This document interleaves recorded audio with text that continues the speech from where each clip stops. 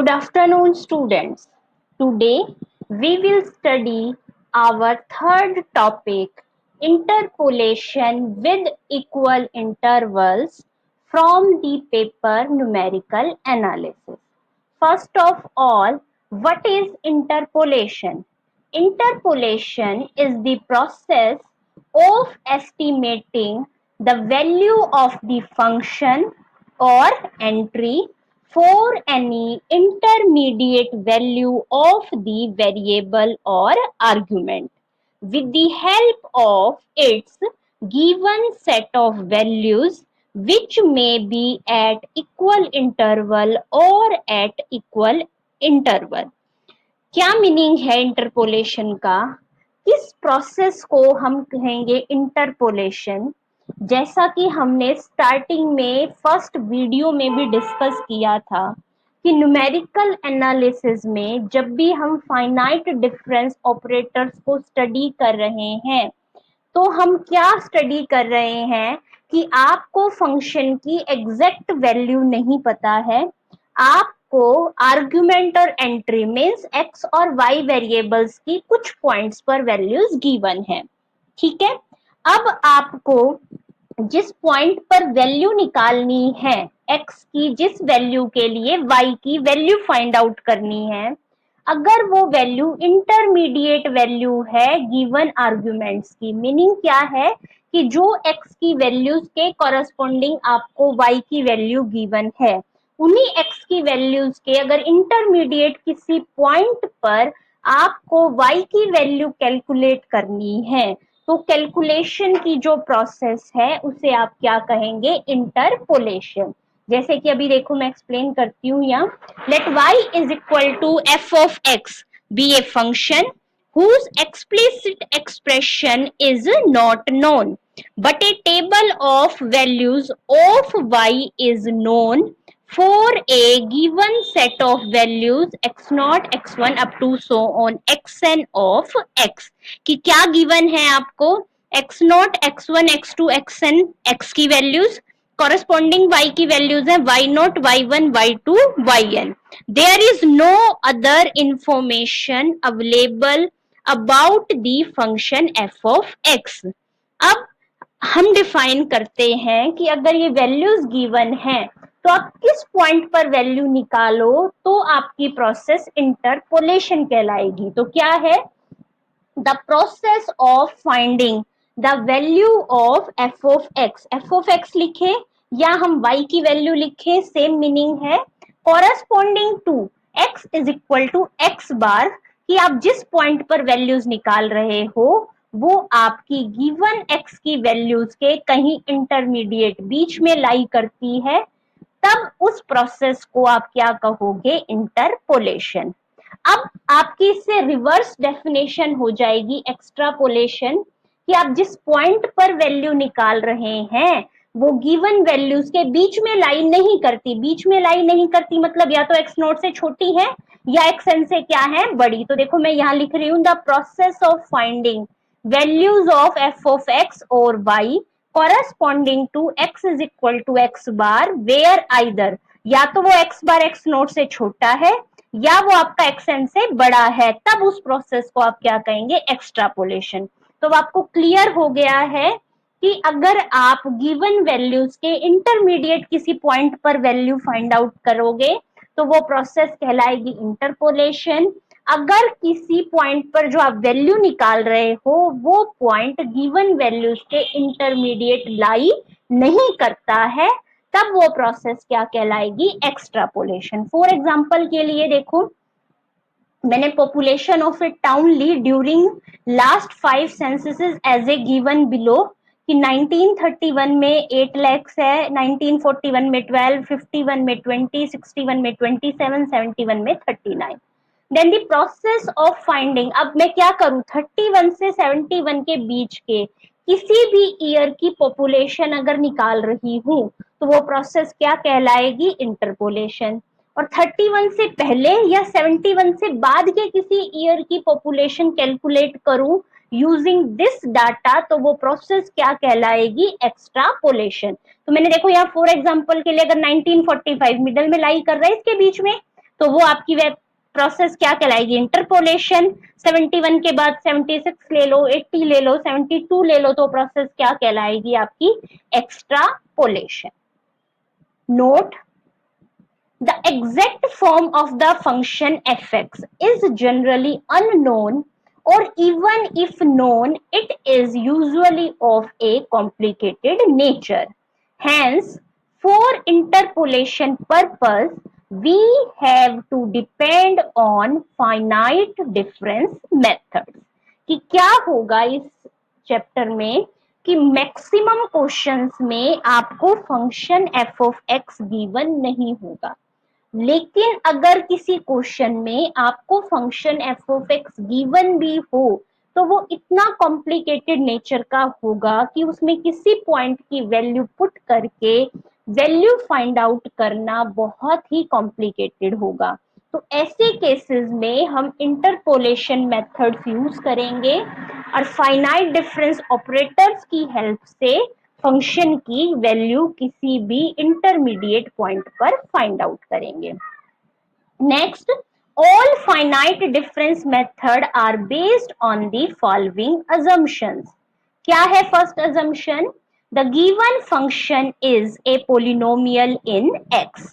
The degree of the polynomial depends upon the number of given values of the function. In general, if n plus 1 values are given, we assume that fx is a polynomial of degree n unless stated otherwise. अब ये जो आपका point है, मैंने काफी detail में जो missing term find out करने का कॉन्सेप्ट था हमारा टॉपिक 2, उसमें डिटेल में एक्सप्लेन किया हुआ है, इसलिए मैं यहाँ इसको ज्यादा डिटेल में डिस्कस नहीं कर रही हूँ। किसी को भी डाउट है तो आप वो वाला टॉपिक दोबारा से डिस्कस कर सकते हैं।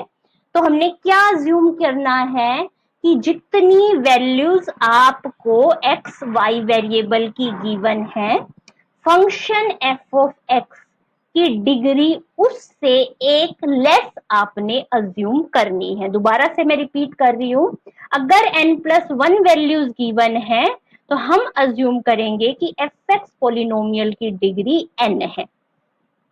The values of the function should be either in increasing or in decreasing order, कि अगर जो वैल्यूज आपको गिवन हैं वो आपने इंक्रीजिंग या डिक्रीजिंग ऑर्डर में ही टेबल में यूज करनी है। अगर आपकी वैल्यूज इस ऑर्डर में गिवन नहीं है तो पहले आप इस ऑर्डर में अरेंज करेंगे और फिर अपना क्वेश्चन सॉल्व करेंगे। There should not be sudden jumps or falls in the values of the function in the interval under consideration. क्या सडन फॉल्स और जंप्स का क्या मीनिंग है कि जैसे कि फॉर एग्जांपल के लिए मैं क्या कहूँ, एक्स की वैल्यू मैंने लिखी 1 2, फिर 5 लिख दूं, फिर कभी 3, कभी 7, कभी 6, तो ये आपका कंप्लीट प्रॉपर ऑर्डर नहीं है। आपने जो भी वैल्यूज लिखनी है, चाहे आप उनको इंक्रीजिंग ऑर्डर में चूज करो चाहे डिक्रीजिंग ऑर्डर में चूज करो, लेकिन कोई रैंडम ऑर्डर नहीं होना चाहिए। अब इस चैप्टर में मेनली जो आपने स्टडी करना है वो आपने 2 मेथड्स फॉर इंटरपोलेशन स्टडी करने हैं। यहाँ पर हम अज्यूम करके चल रहे हैं कि आर्ग्यूमेंट्स आर इक्वली स्पेस्ड, मतलब x की वैल्यूज के बीच का इंटरवल क्या होगा, same. The case of unequal interval will be discussed later on. कौन से 2 मेथड पढ़ेंगे हम यहाँ पर, Newton's forward method and Newton's backward method for interpolation. So first of all, I start with Newton's formula for forward interpolation. It can also be named as Newton-George formula for forward interpolation. Now we start its proof.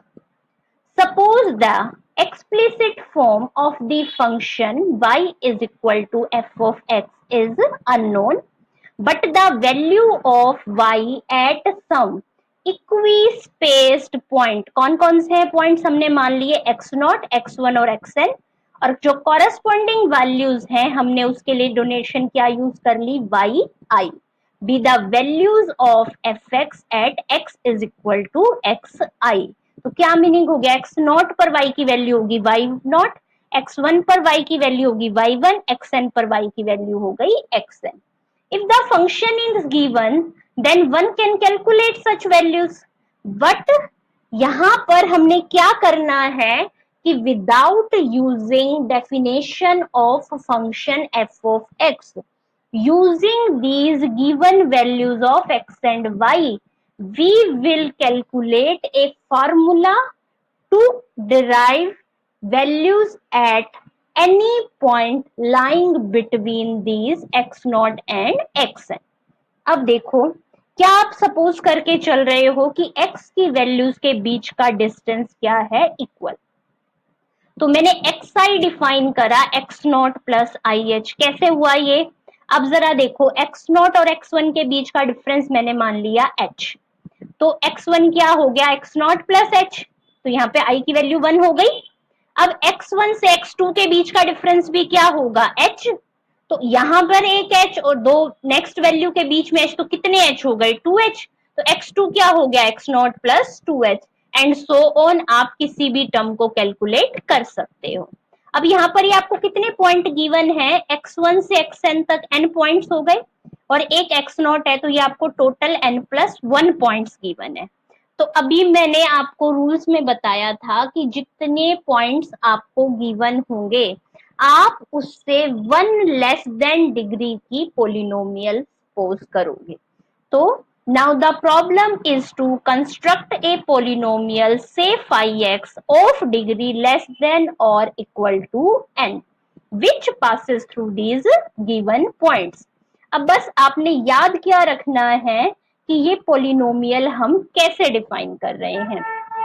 क्या किया मैंने, phi x को कैसे assume किया है, यहाँ पर जो मैं a not, a one, a two, a three up to so on a n use कर रही हूँ, ये आपके कॉन्स्टेंट्स हैं जिनकी वैल्यू अभी हम फर्दर कैलकुलेट करेंगे। अब हमारी इस पोलिनोमियल की डिग्री है n, तो देखो मैंने फर्स्ट ये लिखी कांस्टेंट टर्म, अब मुझे लिखनी थी डिग्री 1 की टर्म, तो मैंने x में से फर्स्ट वैल्यू माइनस कर दी।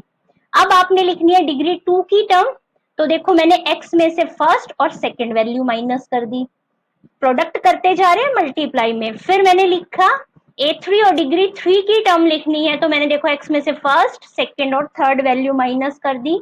ऐसे ही an में nth, क्योंकि आपकी टोटल n प्लस 1 टर्म्स है, तो nth टर्म xn माइनस 1 बनेगी। तो अब यहाँ पर देखो 1, 2 और ये 0 से लेके n माइनस 1 तक कितने फैक्टर्स का प्रोडक्ट है, ये n फैक्टर्स का। इसलिए ये जो पोलिनोमियल है ये आपकी कितने डिग्री की पोलिनोमियल आ गई, डिग्री n। अब आपने कंफ्यूज ना होना है, और यहाँ पर x माइनस एक्सएन वाला फैक्टर नहीं लिखना है। क्यों, अगर आप x माइनस एक्सएन वाला फैक्टर भी लिख देंगे तो x माइनस एक्स नोट से x माइनस एक्सएन तक n प्लस 1 फैक्टर्स हो जाएंगे, और इस पोलिनोमियल की डिग्री n प्लस 1 बन जाएगी। अब आपने करना क्या है, a0, a1, an, ये जो कॉन्स्टेंट्स मैंने लिखे हैं आपको इनकी वैल्यूज कैलकुलेट करनी है। इस इक्वेशन 2.2 में उन वैल्यूज को पुट करना है, आपका रिक्वायर्ड फार्मूला डिराइव हो जाएगा। Now our problem is to find the values of ai's. To find these values, substitute x is equal to xi in 2.2 according to the order I is equal to 0, 1, 2 up to so on n। कि हम क्या करेंगे, x की जगह xi put करेंगे, और कहां से स्टार्ट करेंगे पुट करना, 0 से, मतलब एक बार x की जगह x नॉट, फिर x1, फिर x2, इस सीक्वेंस में हम पुट करते जाएंगे और कोशिश करते जाएंगे अपने कांस्टेंट्स की। तो देखो सबसे पहले मैंने पुट करा x को x नॉट, अब जरा ध्यान से देखो, जैसे ही मैं x की जगह x नॉट पुट करूँ ये फैक्टर 0, तो ये पूरी टर्म 0, फिर जब मैं इसमें x को x नॉट पुट करूंगी तो ये फैक्टर 0 होने से ये पूरी टर्म 0, सिमिलरली हेयर, तो आपके पास सिर्फ एक टर्म बची a0, और यहाँ क्या बच गया, फाई x0। तो a0 की वैल्यू क्या आ गई, फाई x0, और फाई x0 की वैल्यू हम क्या लेकर चले हैं, y0। तो यानी कि आपके पास कांस्टेंट a0 की वैल्यू कैलकुलेट हो गई है। अब हम क्या करेंगे, x को क्या पुट करेंगे, x1। जैसे ही आपने x को x1 पुट करा, अब जरा देखो यहाँ सेकंड फैक्टर ऑनवर्ड्स, ये वाला फैक्टर 0 यानी कि पूरी टर्म 0, ये वाला फैक्टर 0 यानी कि पूरी टर्म 0, ये वाला फैक्टर 0 यानी कि पूरी टर्म 0, यानी कि a2 ऑनवर्ड सारी टर्म्स 0 हो जाएंगी। सिर्फ क्या क्या बचेगा, 5x1, a not as it is, a one as it is, X की जगह x1 माइनस एक्स नॉट, तो देखो मैंने यही लिखा है। अब आप क्या करेंगे यहाँ पर, 5x1 किसके इक्वल है, y1 के। a0 की वैल्यू आपने क्या कैलकुलेट करी है, y0, a1 लिखा as it is, x1 minus x not आपका इंटरवल ऑफ डिफरेंसिंग है, क्या वैल्यू आ गई उसकी, h। तो यहां से आपको a1 की वैल्यू निकालनी थी, सॉल्व करके बन गया आपका ये y1 माइनस y0 को अगर मैं डेल्टा की फॉर्म में लिखूं तो ये क्या बनेगा आपका, डेल्टा y0 अपॉन में h, यानी कि अब आपके पास a0 और a1 दो कांस्टेंट्स की वैल्यू कैलकुलेट हो गई है। अब हम अपना थर्ड कांस्टेंट निकालते हैं, क्या पुट करेंगे इसके लिए, x को x2। आ जाओ अपनी इक्वेशन पर। अब जरा देखो x को x2 पुट करते हैं, ये वाला फैक्टर 0 क्योंकि ये वाला एक्सप्रेशन 0 बनेगा। अब इससे नेक्स्ट जितने भी फैक्टर्स हैं सभी में x माइनस x2 इन्वॉल्व हो रहा है, क्योंकि हम कर तो यही रहे हैं ना कि पिछले फैक्टर्स एज इट इज लिख के एक नया फैक्टर ऐड कर देते हैं। इसमें भी इससे बीच में यहाँ पे x माइनस x2 है, यानी कि a3 ऑनवर्ड सारे कॉन्स्टेंट्स क्या हो गए, 0।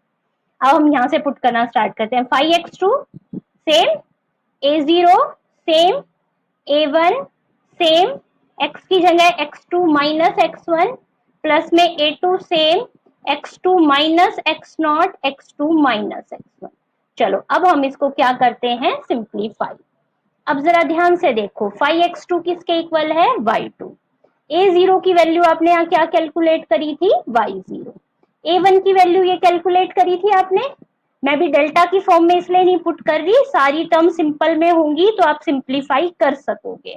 a1 की वैल्यू पुट करी, x2 माइनस x1, कितना डिफरेंस है हर वैल्यू के बीच में, क्या आ जाएगा यहाँ पर आपका 2h। नेक्स्ट आपका क्या है, यहाँ पर एक मिनट, जरा सी टाइपिंग मिस्टेक है बच्चों, यहाँ पर ये x2 माइनस एक्स नॉट है, x2 और x नॉट को सब्ट्रैक्ट करेंगे तब आपका ये 2h आएगा। फिर a2 as it is, x2 में से x नॉट सब्ट्रैक्ट करा क्योंकि x नॉट से x1 गए एक h, x1 से x2 गए दूसरा h, इसलिए डिफरेंस आया आपका 2h। फिर x2 माइनस x1 डिफरेंस कितना हो गया, h। अब हमने क्या करना है, सिंपल एलसीएम लेके a2 को रखा एक साइड, बाकी सारी टर्म्स हमने रख दी दूसरी साइड, आपके पास ये आ गया। अब आपने इस एक्सप्रेशन को सिंप्लीफाई करना है तो मैं इसको क्या लिख सकती हूँ, y2 माइनस y1, इन दोनों में से क्या करूं, माइनस कॉमन ले लूं और इसको क्या लिख दूं, y1 माइनस y नॉट। अब y2 माइनस y1 क्या हो जाएगा आपका, डेल्टा y1, और y1 माइनस y नॉट क्या हो जाएगा, डेल्टा y0। और ये आपकी डेल्टा की प्रॉपर्टीज यूज होकर क्या बन गया, डेल्टा स्क्वायर y0। और नीचे ये जो आपका 2h स्क्वायर था मैंने इसे लिख दिया 2 फैक्टोरियल h का स्क्वायर। अब जरा ध्यान से यहाँ एक पॉइंट आप नोट कीजिए, यहाँ पर जो आपका a0 था वो y0 था, a1 था delta y0 bye h, a2 है delta square y0 by 2 factorial h का स्क्वायर। अब अगर मैं आपको इन जनरल फॉर्म a3 लिखने के लिए कहूं तो क्या बन जाएगा, डेल्टा 3 y0, 3 का फैक्टोरियल h की पावर 3।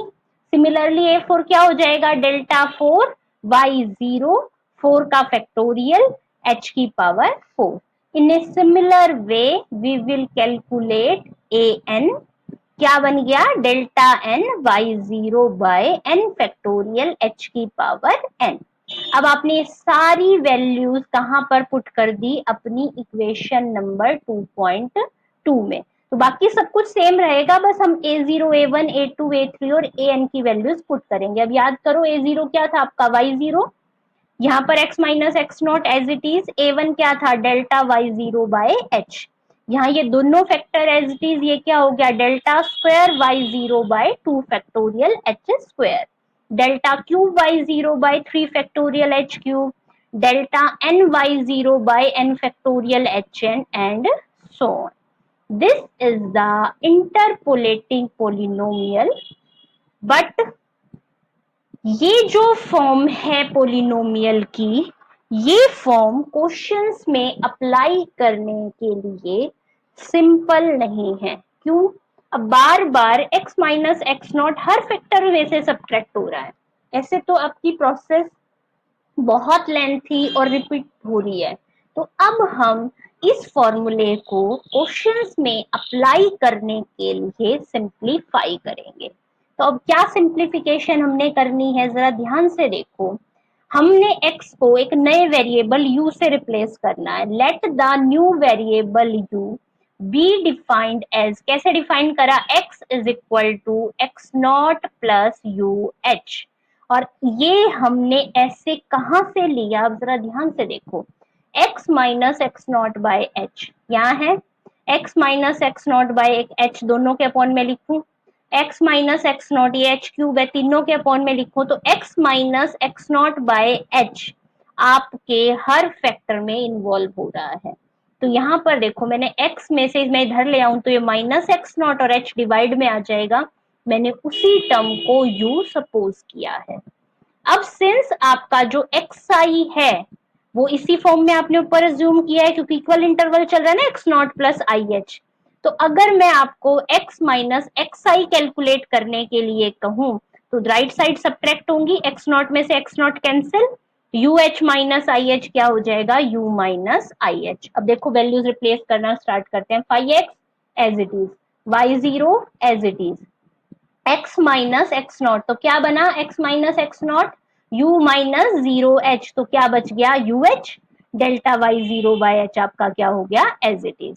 नेक्स्ट क्या है आपका, x माइनस एक्स नॉट, माइन टू में x माइनस एक्स वन, तो अब देखो यहाँ से x माइनस एक्स नॉट क्या बना, u माइनस जीरो मतलब U H, x minus x one करूंगी तो मैं u माइनस वन एच। तो अब जरा ध्यान से देखो, यही वैल्यू बनेगी आपकी। अब ये देखो, ये है आपकी डिग्री 3 वाली टर्म। अब हम इसमें वैल्यू पुट करते हैं, x माइनस एक्स नॉट हो गया u h, x minus x one हो गया u minus one h, x minus x two हो गया यू माइनस टू एच, और ये वाली term as it is. In a similar way आप अपनी जब nth टर्म को लिखेंगे तो क्या हो गया, ये हो गया यू एच, ये हो गया u minus one h, up to so on u minus n minus one H.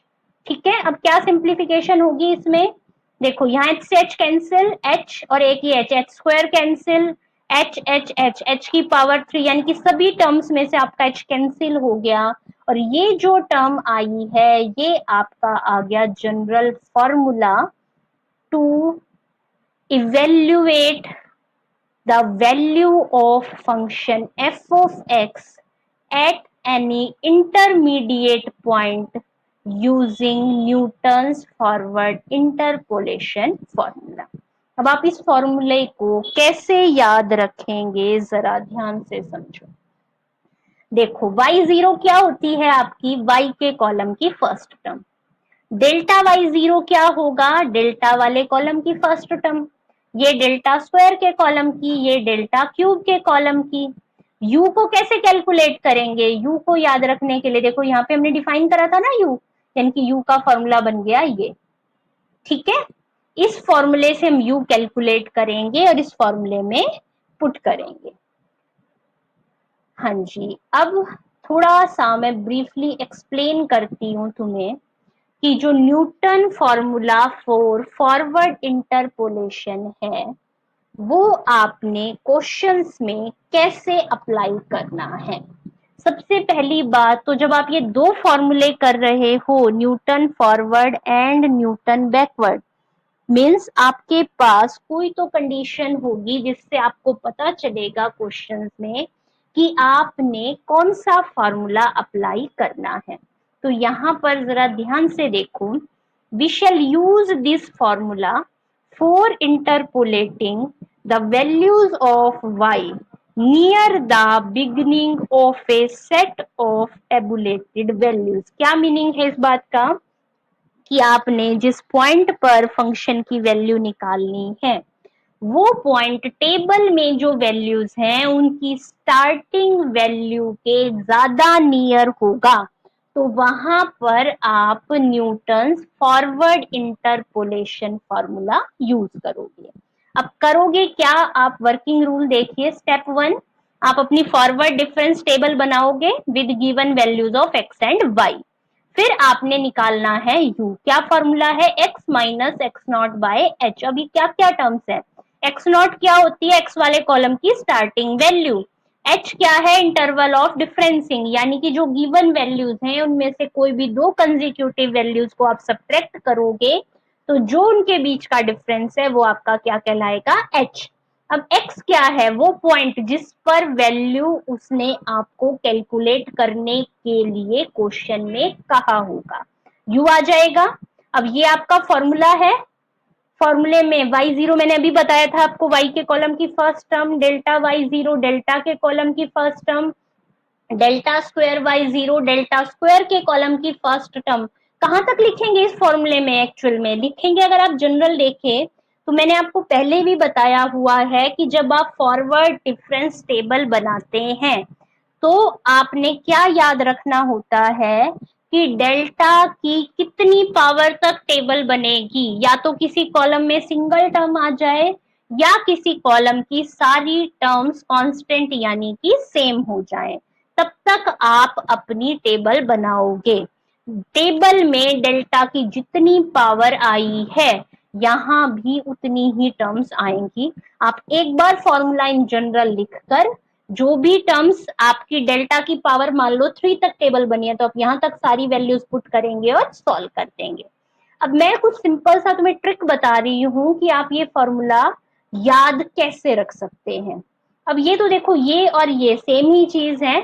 Simple हमने फॉर्मूला को याद करने के लिए थोड़ा सिंप्लीफाइड फॉर्म में लिखा है। अब देखो क्या करना है, ये तो सिंपल है, आप याद रख सकते हो, y0 है, अगले में डेल्टा y0 है तो नीचे 1 का फैक्टोरियल क्योंकि डेल्टा की पावर 1 थी। डेल्टा स्क्वायर y0 है तो डेल्टा की पावर 2 है तो 2 का फैक्टोरियल। डेल्टा 3y0 है तो नीचे 3 का फैक्टोरियल। डेल्टा ny0 है तो नीचे n का फैक्टोरियल। हो गया ये आपको याद। अब आपने क्या याद रखना है, डेल्टा की जितनी पावर है मल्टीप्लाई में u की फॉर्म में उतने ही फैक्टर्स आएंगे। तो डेल्टा की पावर 1 है तो एक फैक्टर u, डेल्टा की पावर 2 है तो दो फैक्टर, एक u और u में से एक 1 लेस। अब हर बार नया फैक्टर पिछले फैक्टर में से 1 सब्ट्रैक्ट करके लिखना है। अब नेक्स्ट में देखो, डेल्टा की पावर 3 है, 3 फैक्टर आएंगे, u और u माइनस 1 तो पीछे से ही उठा लिए, अब नया फैक्टर लिखना है तो इसमें से एक कम और कर दिया, u minus 2 and so on. ये आपकी प्रोसेस होगी। आप चाहो तो इस फॉर्मूले को इस फॉर्म में भी लिख सकते हो, u की पावर 1, u की पावर 2, u की पावर 3, un। एक्चुअल में पावर नहीं है, देखो u की पावर में भी 1 को मैं ब्रैकेट में ही लिख रही हूँ। सिंपल हम एक नोटेशन यूज कर रहे हैं, u1 मतलब कि 1 फैक्टर यानी कि u2। हर u की पावर r कैसे मैंने डिफाइन करा, r फैक्टर्स आएंगे और हर नया फैक्टर पिछले फैक्टर में से 1 सब्ट्रैक्ट करके आएगा। फैक्टोरियल पोलिनोमियल बन गई है ये आपकी। तो आपकी मर्जी है, बेटर तो सबसे यही है कि आप यही वाली फॉर्म यूज करें। आप नोटेशन फॉर्म में शॉर्टकट में करना चाहें तो ये वाली फॉर्म भी यूज कर सकते